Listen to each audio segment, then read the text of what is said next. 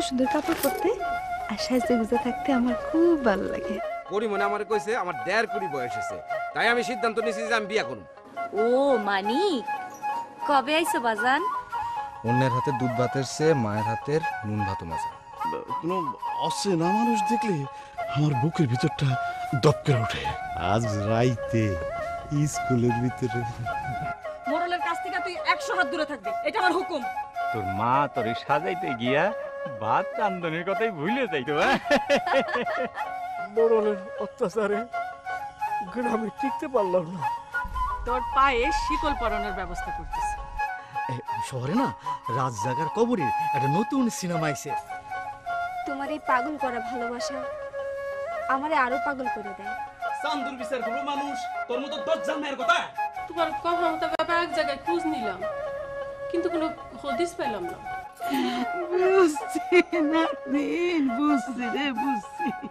তুমি যদি আমার 12 দিনের পুত্র রহিমকে স্বামী বলে কবুল করো, তবেই তোমার পিতার মুক্তি। আমারে চিনস?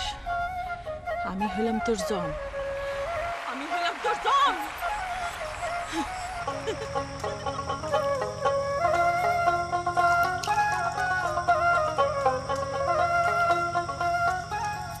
একটা কথা কমু। ক কমু কানা তুই না, মায়েরা খুব সুন্দর, খুব ভালো।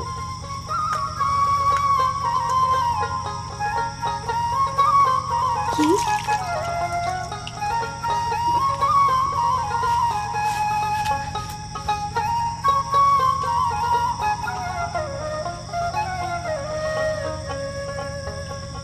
লোকটা পাগল নাকি?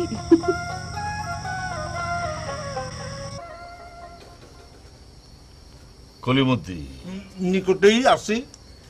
আচ্ছা, এই নইমদ্দির বিষয়ে কিছু চিন্তা ভাবনা করছো? হুজুর, নৈমধ্যে হইল গিয়া সার পোকা জাতীয় প্রাণী। এই 2 আঙ্গুলের মাঝখানে রেখে একটু হালকা চাপ দিলেই শেষ। না না না না কলি, অনেক সময় পচা শামুকেও পা কাটে। শত্রুরে কখনো দুর্বল ভাবতে নাই। অতীব সত্য কথা। এই নৈমদ্দি আমাকে অনেক অপকর্মের কথা জানে। শালায় যদি মুখ খোলে তাহলে কিন্তু কেয়ামত হয়ে যেতে পারে। না না, ওর এত সাহস হইব না, কারণ নৈমধ্যে হইল অতি দরিদ্র। আর আমাদের সমাজে দরিদ্র লোকেরা সত্য কথা বললেও কেউ বিশ্বাস করে না। তারপরেও যখন আপনি নৈমদ্দির নিয়ে এত পেরেশানিতে আছেন, তখন একটা কাজ করি হুজুর, নৈমদ্দিরে গ্যারাম ছাড়ার ব্যবস্থা করে দিই। আমার কলিমদ্দির মাথায় বুদ্ধি খালি গিজ গিজ গিজ গিজ করে। মানে এই কোন অসুখে কি ঔষধ এইটা তোরে বইলা দিতে হয় না। যে হুজুর, সেই 1971 সাল থেকেই তো আপনার কাছ থেকে শিখতেছি। আচ্ছা হুজুর, আপনি কি কলপ টলপ দেওয়া ভুলে গেলেন নাকি? বাইরে গেছে তো, খেয়াল রাখো না, এত ব্যস্ত থাকি, তুমি একটু মনে করাই দিবে না? না না জি, আমার মনে হয়েছিল আমিও ব্যস্ত থাই ভুলে গেছিলাম। কালকেই তাহলে সকালে লাগাই হলেন।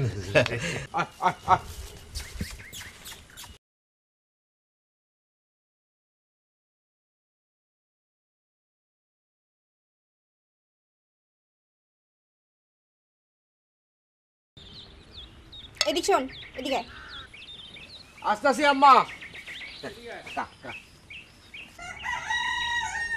জি আম্মা।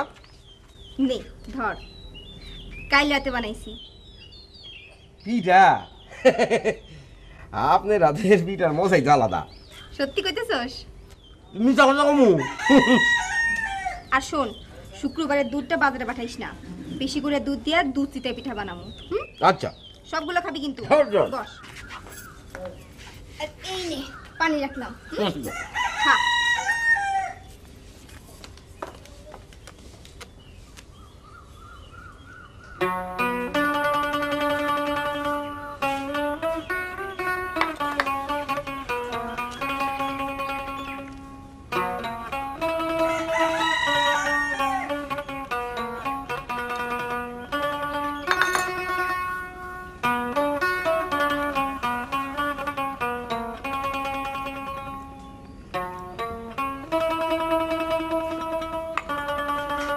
আম্মা।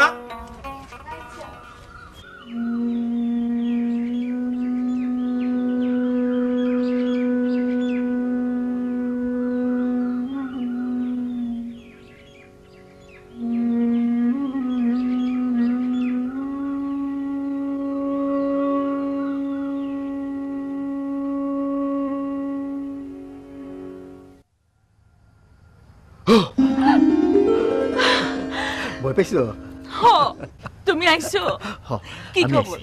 খবর ভালো, খবর ভালো। দলে দলে পাক সেনারা খালি আত্মসমর্পণ করতেছে। আর কোনো চিন্তা নাই, কয়েকদিনের মধ্যেই আমাকে দেশটা স্বাধীন হয়ে যাবে। সত্যি কইতেছো? সত্যি কইতেছি। আমার যে কি খুশি লাগতেছে। তার মানে তুমি কয়েকদিনের মধ্যে আবার ঘরে ফিরে আইবা? হ হ হ, দেশটা স্বাধীন হওয়ার লগে লগেই আমি আবার তোমার কাছে ফিরে আসবো।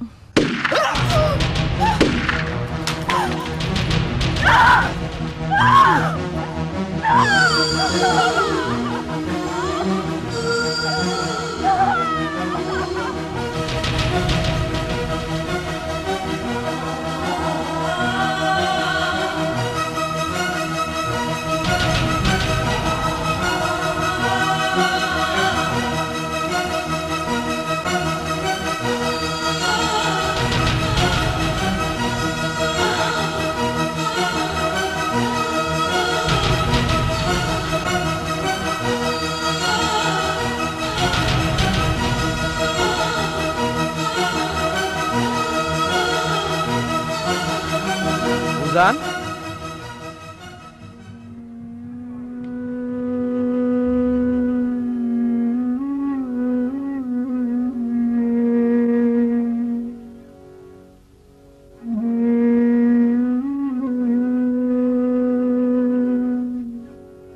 বুঝান কি রে নাবালক তুই?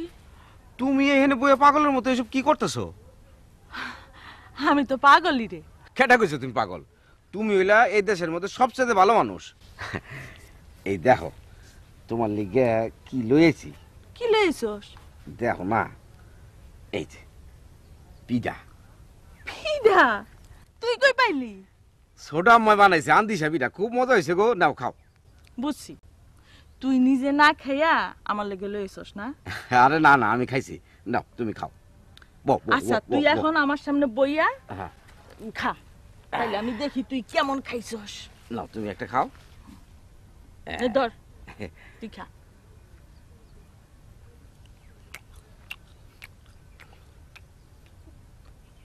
মজাই তো। বলো না?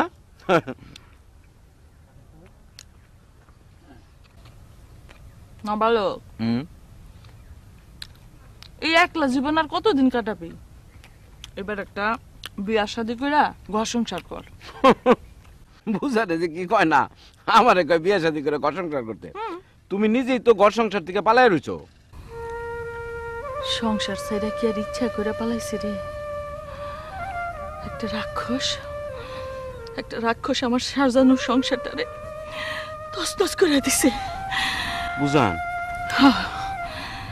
আমিও ছাড়ুম না তারে। আমার সুখের ঘরে যে দুঃখের আগুন জ্বালাইছে তারে আমি। বুঝান তোমার চোখ দুইটাতে কিরকম আগুন জ্বলতেছে। তোমার বুকের ভিতরে যে এইরকম আগুন, সেটা তো আগে কোনোদিন টের পাই নাই। এই জ্বালা নিবানোর জন্যই তো আমি আমার সংসার ছাইরা দেশান্তরী হয়েছি রে না বালক। বুঝান তোমার মনটা খুব অস্থির হয়েছে। ল যাই, নদীর ধারে যাই। নদী দেখলে মনটা খুব শান্ত হইব। ল যাই, ল উঠো। আইও, চলো।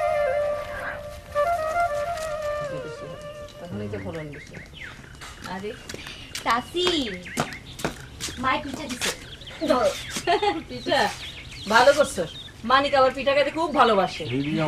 এখনই খাবি? আচ্ছা ঠিক আছে, খা। আমার কতগুলো কাম করে আছে, তুই হাসির লোকের কথা কর। আমি কাম বিষয়ে আসি। তোমার কি কাম আমারে কত? আমি কইরা দিই। এই সংসারের লাইগা অনেক কষ্ট করছো, এখন শুধু বৈশা বৈশা খাইবা। নাও। বসে বসে খামু কেমনে? পোলার বউ না আসা পর্যন্ত আমার কি কোনো শান্তি আছে? চাচি ঠিকই কইছে। তুই যত তাড়াতাড়ি এই বাড়িতে আসোস ততই চাচির মঙ্গল। তুমি কোত্থেকে আইসা কি শুরু করলা? দোকানে যাবে লাগছিলাম, তোর পিঠার গন্ধ পাইয়া আয়া বললাম, ভাবলাম বাঘটা সারুম কেন। ঠিকই কইছিস, নে পিঠা খা। আরে হাত মুছা রাখবো না, এমনি নে। শুনতাছি তুমি নাকি গ্রামে থাকবা? ঠিকই বলছিস। গ্রামে থাকবে মানে? এত লেখাপড়া শিখে কেউ গ্রামে থাকে? তুই শহরে গিয়ে চাকরি বাকরি করবে, এটা আমার শেষ কথা। সব মায়ের যদি সন্তানরে শহরে পাঠাতে তাহলে গ্রাম বাঁচবো না রে মা। তুমি আমার গ্রামে থাকার অনুমতি দাও। তুমি কি করতে চাও? সমবায় করুন। এই সমবায়ের মাধ্যমে পোল্ট্রি ফার্ম, মৎস্য খামার, গরু ছাগল লালন পালন এইসব করুন। এইসব কথা তো আমরা কোনোদিন চিন্তা করি না। কেমনে করবা? পথ দেখানোর মানুষ লাগবো না? আমরা গ্রামের সবাই যদি একলগে কাম করি তাহলে বহুত বহুত বেকার মানুষ এখানে কাম করে নিজে পেট চালাতে পারবো। চাচি, তোমার পোলা গ্রামে থাকা মানুষের দুঃখ দুর্দশা দূর করতে চায়, তুমি বাধা দিও না। না না, সরকার বাড়ির পোলাগো গ্রামে থাকা নিরাপদ না। নিরাপদ না? না, সরকার বাড়ির পোলারা অন্যায় দেখলে চুপ থাকতে পারে না। গ্রামে কত রকমের দাঙ্গা ফেসাদ হয়, তুই গ্রামে থাকলে এসব দাঙ্গা ফেসাদের মধ্যে জড়াইয়া যাবি। অন্যায়ের প্রতিবাদ করাই তো মানুষের কর্তব্য। অন্যায়ের বিরুদ্ধে রুই খাতার আবার মানুষ নাই বলেই তো আজ দেশ গ্রামের এই অবস্থা। আমি অনেক স্বপ্ন নিয়ে গ্রামে এসেছি মা। তুমি যদি গ্রামে থাকার অনুমতি না দাও তাহলে তো আমার স্বপ্ন সফল হইব না। আমি তোমার কথা দিতেছি, আমি এসব ভিলেজ পলিটিক্সের মধ্যে নিজেরা জড়াবো না, শুধু নিজের কাম করে যাবো। তোর নিয়ে আমার খুব ডর করে রে বাজান, কেউ যদি তোর কোনো ক্ষতি করে ফেলায়। তুমি চিন্তা করুন তো মা, আমার কিচ্ছু হইব না। তোমার দোয়া আছে না আমার লগে, আর তোমার দোয়া তো আমার সবচেয়ে বড় শক্তি। তুই আসলে একটা পাগল। পাগল নাই তো একটা? চলো চল, চলো, দেরি করিস না কিন্তু বাইরে। করুন না এখন। চাচি আসি। আসিস আবার। আচ্ছা নে এটা খা। তুই খা না একটা। নে তো আমি খাওয়াই।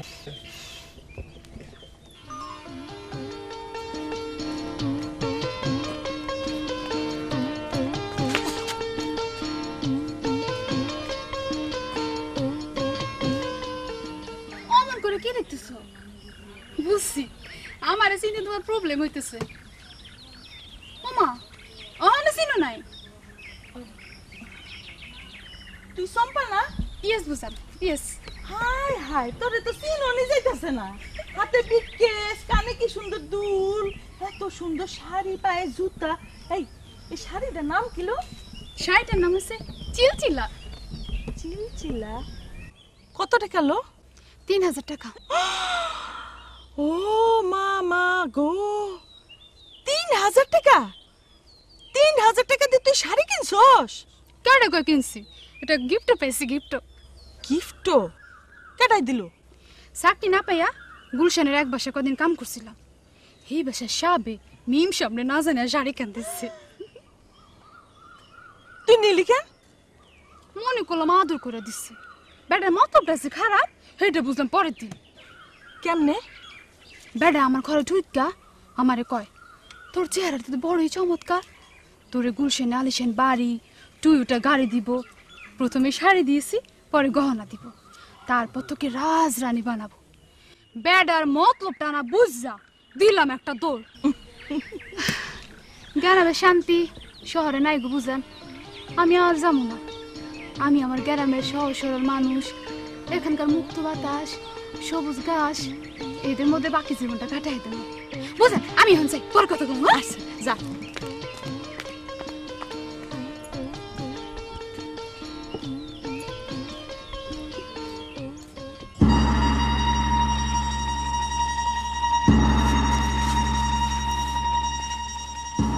ওই রে, হ্যাঁ আমাকে কত রে কি পল্লী বিদ্যুতের লাইন ফিট করা আছে যে দেখলে একেবারে সেট করে ওরস? আচ্ছা ওই দিন যে তোর আমি কসকসা 500 টাকার নোটটা দিলাম, টাকাটা দিলি না কেন? আপনার টাকা নিতে আমার বিবেক আমারে বাধা দেয়। কেন? আপনি হইলেন গিয়া আচ্ছা আমি এরকম করে না তোমার লাগে। তুই হইলি একটা জাত সাপ, সুযোগ পাইলে আমার চলু মারবি। তোর এই গ্রামে থাকাটা নিরাপদ না। এক সূর্য ওঠার আগে তুই গ্রাম ছেড়ে চলে যাবি। কেন আমি গ্রাম ছেড়ে চলে যাবো? কেন আমার হুকুম। চুপ। আর যদি না যাস তাহলে গলাটারে কাইটা বস্তা দিয়ে নদীতে ফেলাবি। না আমি যাবো না। একদম দেখেন ভালো লাগে তুই চলেন হুজুর।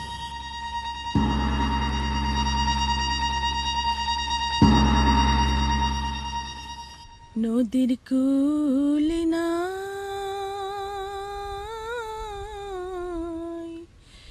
কিনার নাই রে।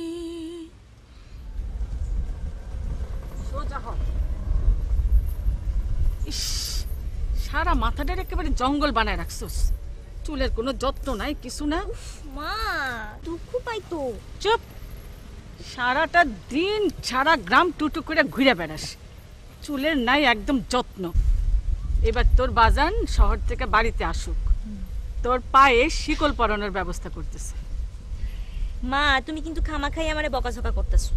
আমি তোমার কোন কথাটা না শুনি কও। হয়েছে থাক, আর আহ্লাদ করতে হইব না। ঘরে ভাত বাইরে রাখছি, বুঝছস? খায় নিবি। আর শোন, বাড়ির থেকে একদম বাইরে বেরোবি না, ঠিক আছে?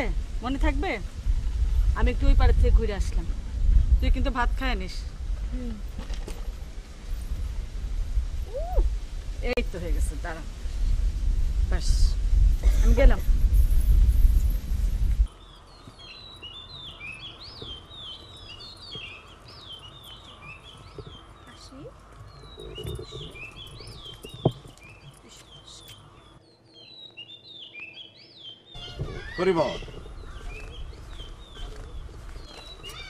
তোর সাথে আমার কিছু জরুরি কথা আছে। তুই যে ধরনের ব্যবসা করস এটা আমার পছন্দ না। আপনার পছন্দ অপছন্দ আমার কিছুই যায় আসে না। তুই আমার চাচাতো ভাইয়ের মাইয়া।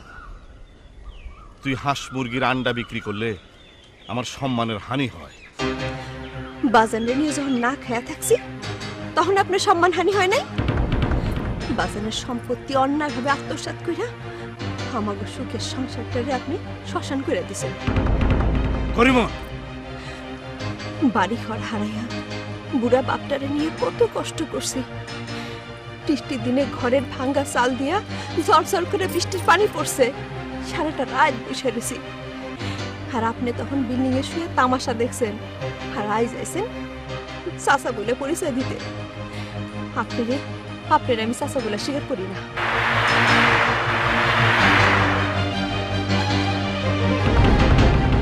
বেশি দেমাগ দেখাইস না করিমন। এইসব ব্যবসা বাণিজ্য বন্ধ করে দে। যে ব্যবসা আমারে মাথা গুছানে ঠাই দিছে, ক্ষুধার জ্বালা থেকে রেহাই দিছে, আপনি কইলে আমি তা বন্ধ করে দিব? আমার বাজারে নিয়ে দুই বেলা খাইতেছি ঠিক মতো, ভালো দুইটা কাপড় পরতেছি, এটা আপনার সহ্য হইতেছে না? না,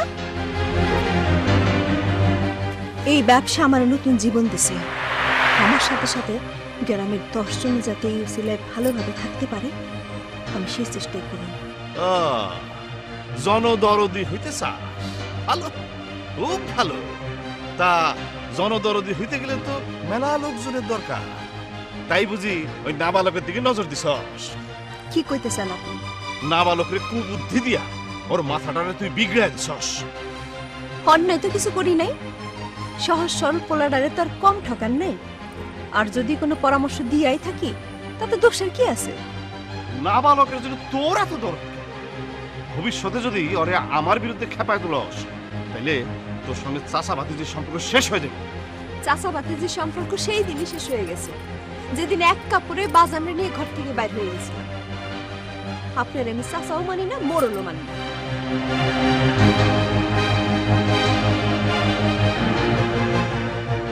ঠেঙ্গে আমার বাঁধ। তুই আমার চাচাতো ভাইয়ের মাইয়া। তবে তোর এই কথাটা আমি মনে রাখো, সারাটা জীবন মনে রাখো।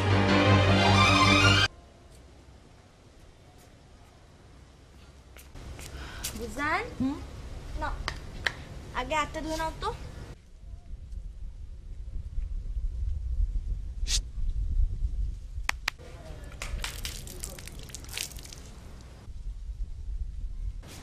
বুঝান, তুমি খাও, আমি আইতাছি।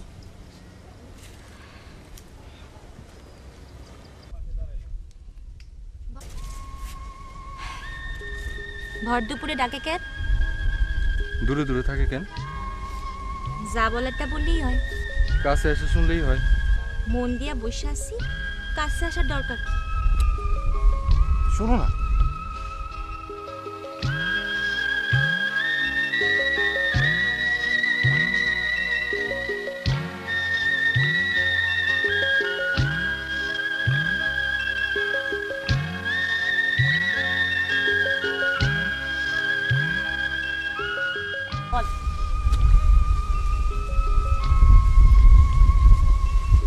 এই কিরে, তোরা বুঝি দুইজন দুইজনের মন দিয়া বসে আসোস? বান, তোরা দুইজনে মিলা সুখে ঘর বান। ওই রাক্ষসটার লোলভ দৃষ্টি পড়ার আগেই তোরা বিয়া করে ফেল, তা না হইলে ওই শয়তানটার বিষাক্ত নিঃশ্বাস তো গোপরে পড়লে তোর জীবনটা শৈলাপুরা সারখার হয়ে যাব। ওই রাক্ষসটা বড় ভয়ঙ্কর, বড় ভয়ঙ্কর। সাবধান, খুব সাবধান।